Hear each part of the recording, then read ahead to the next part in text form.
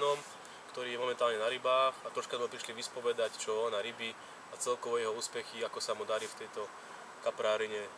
Čau Tomáš. Čau. Ako sa máš najprv?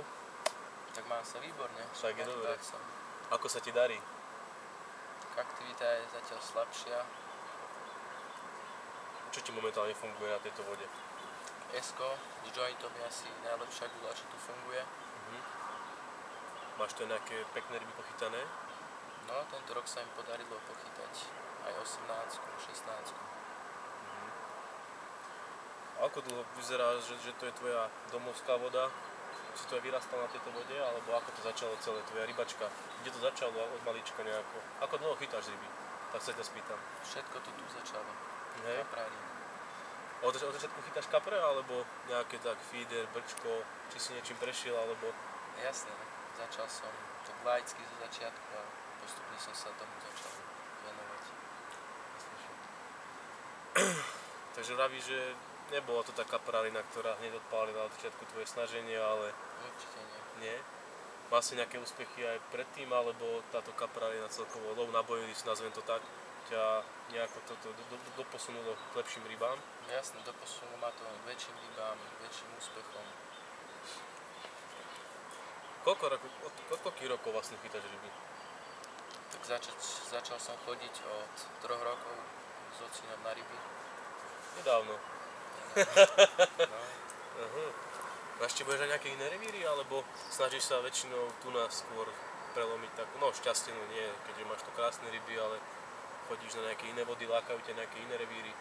Jasné, pochodili sme po celom Slovensku aj väčšie vody, Liptovsku máme. Hej. A čo na týchto ostatných revíroch, ako momentálne? Či ešte sa ti veľmi nedarí, alebo ako si na tom? Tak pochytal som aj na iných revíroch, nie iba na našich pekné ryby. Hej. No aby sme sa dostali ku koreňu také veci, čo sme sem prišli, ty si sa zúčastnil juniorských majstrovstiev, však mám pravdu? Áno. Na Veľkom Cetíne. Lenže aby sme nepreskakovali, tak ty si sa kvalifikoval na tento pretek. Ako? Kde si sa kvalifikoval? Čím vlastne si sa dostal na tieto juniorské majstrovstvá?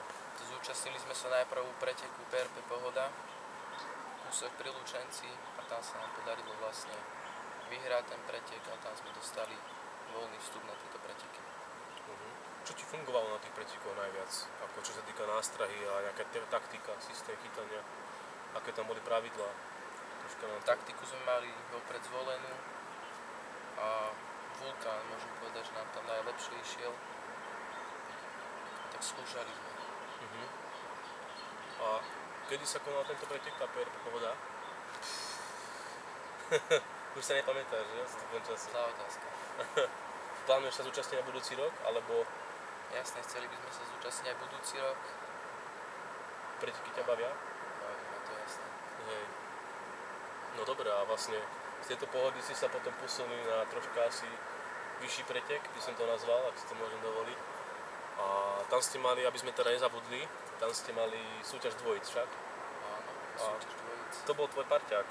Martin Brodianský, ktorý sme sa zúčastnili obidvoch pretekov. Hej. A aby som teda sa ešte vrátil k tomu preteku vlastne, k tomu Veľkému Cetínu, to bodovanie celkovo tam troška prebiehalo iným systémom, nebola bodovaná každá ryba však, alebo ako to fungovalo? Boli tam nastavené vyššie hranice, bodovala sa ryba od 8 kg. Bol to už ťažší pretek ako ten predtým. Čo sa týka vyvážky a takýchto vecí, tam to asi bolo, nie že zakázané, ale nebolo dovolené však? Hej, tak to bolo vlastne zorganizované, že sa chytalo iba z brehu, všetko markrovalo sa. Vy ste tam mali aj nejakého asistenta, alebo to bolo čisto na vás dvoch? Ako sa vysporiadate ako tým s tým? Mali sme aj asistenta. Kto bol tvojim asistentom? Ocino. Hej, pomáha ti to v Ocino rybách takto? Veľká podpora, hej. Ocino sa tiež venuje kaprárine, alebo? Hej, to bol už. Takže taký tvoj parťák. Pekne, no. Prvé miesto je super na takom preteku. Aby sme teda ešte troška načetli aj ďalší rozhovor, bolo tam viacej tímov, čo sa týka Orthodox Carp a dostaneme sa aj k ním, ale čo sa týka ešte toho preteku, tak vy ste tam dosť, dáte sa to bolo, že tá výhra? No, rozhodovali tam ozaj dekagramy. Pamätáš si, koľko ste vyhrali? To si presne pamätám. Ja si to pamätám, bolo 300 gramov. Troška som to sledoval. No. A poznáme ináč aj pozdravujem Maťa Brodzianského touto cestou. No tak vravíš teda, preteky celkovo ťa to baví? Plánuješ aj do budúceho roka, do budúceho Jasne, chceli sme sa zúčastniť všetkých pretekov juniorských, čo sa budú konať. Takže ak bude budúci rok, tak ideš na 100% na sebe teda. A konkrétne s Maťom, alebo plánuješ ešte nejak? Tak s Maťom sme si sadli ako po pretekoch. Hej. A myslím si, že máme dobrú taktiku spolu. No tak dobre. Čo sa týka pretekov by sme mali, ešte možno sa vrátime a čo tvoje pôsobenie v Orthodox Carb, ako to prišlo a ako to celé štartovalo, či to bolo taká vezme náhoda, troška nám povedz o tom. Náhoda? Ako to prebehlo vlastne? Kde to začalo? No Roš Kreko mi oznámil, že vlastne juniorov by tá firma potrebovala. Mladú krv? Áno. Tak vlastne ma zobral, stretli sme sa, sadli sme si a nejak to prebehlo. Sedí ti to zatiaľ, hej? Jasne, super. Tvoje nejaké také najobľúbenejšie, nazvem to guličky tak laicky, z tejto značky, ktoré ti tak najviac uveríš a šlape ti? Joint určite, najlepšia gulička, mne sadla úplne super.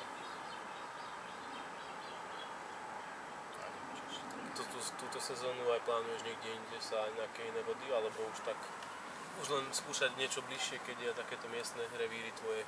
Tu u nás by som ešte chcel jesen stráviť a Kráľovu nejaký týždeň. Na Kráľovu ťa to ťahá? Chodívaš aj do zahraničia, alebo veľmi?